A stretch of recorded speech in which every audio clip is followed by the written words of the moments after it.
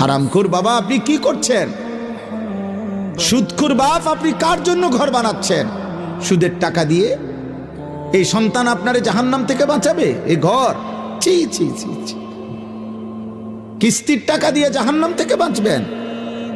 এই বাড়িঘর বিল্ডিং করে দিয়া, এই জিফুত এগুলো রাখা, এই সুদের টাকা দিয়ে জাগরে বড় করছেন। সুদখোরের সন্তান মানুষ হয় না।